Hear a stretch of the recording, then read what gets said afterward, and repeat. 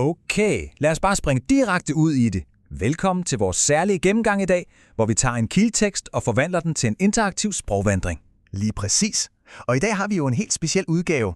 Denne her virtuelle gåtur er nemlig fuldstændig skræddersyet til professor Dulces brasilianske elever. Ja, altså Dulce, I ved nok, læreren med den berømte toppet, den der fantastiske hårpragt. Og ja, lad os nu bare være helt ærlige her. Læreren med den computer, der altså simpelthen desperat trænger til at blive skiftet ud. Ja, det er helt sikkert på tide at lukke den gamle maskine ned for en stund. I stedet skal vi bruge hovedet på en helt ny måde i dag, når vi begiver os ud på vores tosprogede tur. Hvert A. Her ser vi ruten, der sætter scenen for vores lille rejse.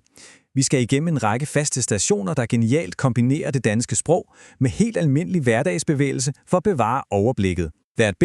Det er nemlig en virkelig struktureret måde at lære på.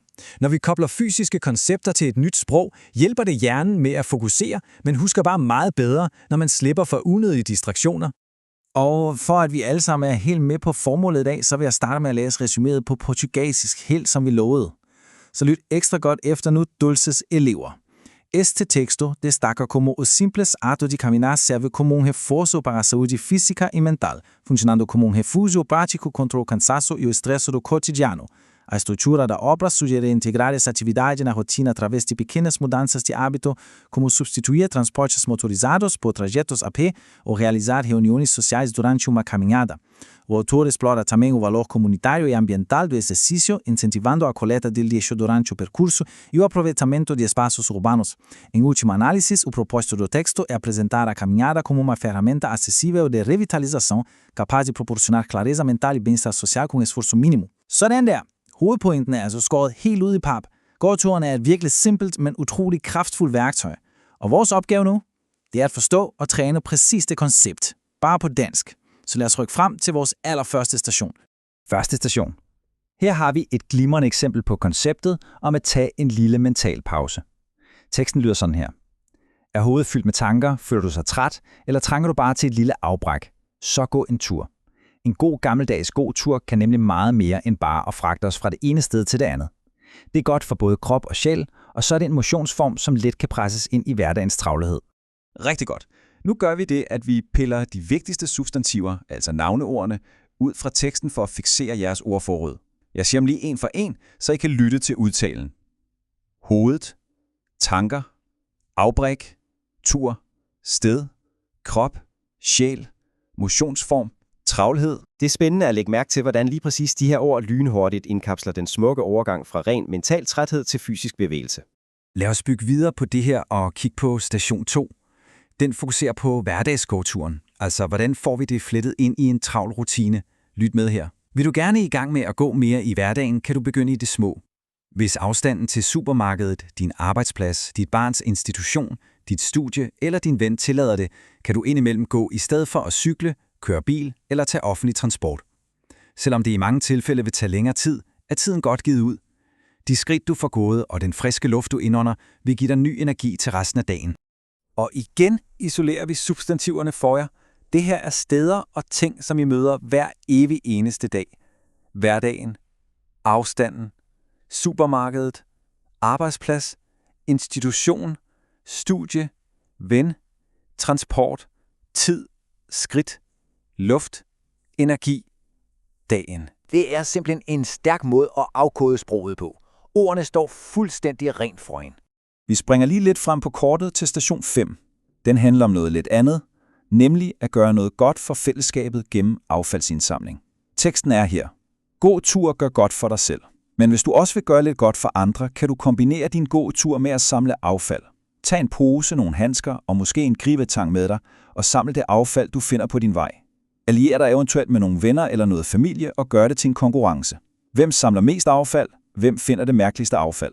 På den måde bliver det ikke bare en god gerning, men også et sjovt projekt for jer alle sammen. Helt sikkert et sjovt projekt. Lad os kigge på ordkortene for den her station. De er nemlig meget konkrete og praktiske. Affald, pose, handsker, gribetang, vej, venner, familie, konkurrence, gerning, projekt. Jeg er personligt ret vild med ordet gribetang.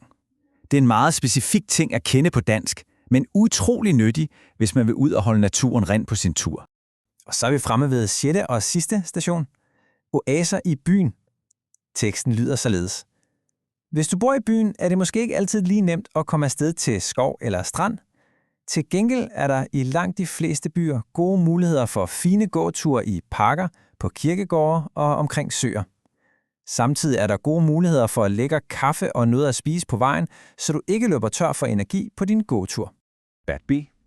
Og vores absolut sidste sæt substantiver. Prøv lige at forestille jer byens små, grønne åndehuller, mens vi gennemgår dem her.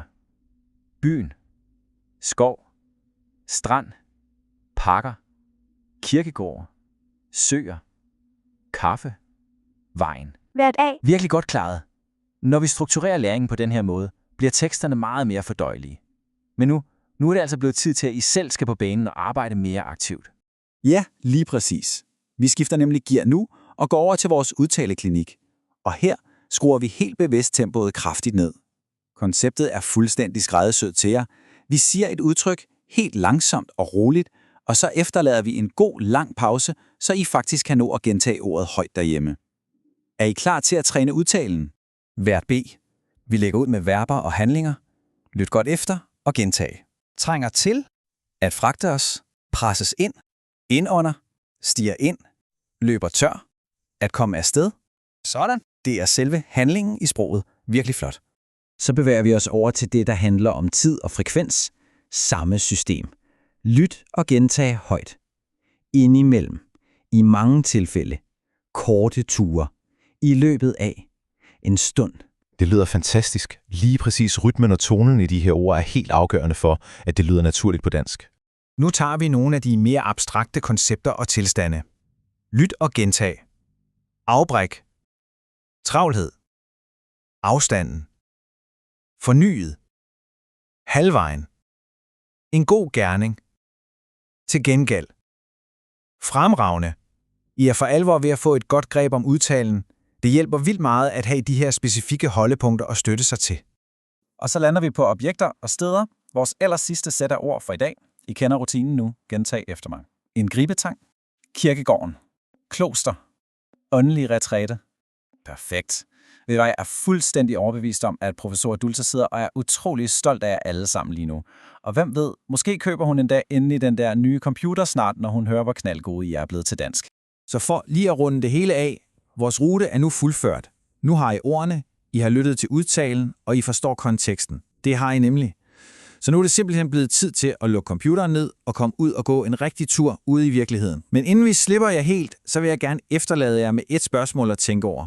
Hvor vil jeres helt nye danske ordforråd egentlig tage jer hen på jeres næste fysiske gåtur derude? Tusind tak, fordi I tog med os på denne her sproglige vandring i dag.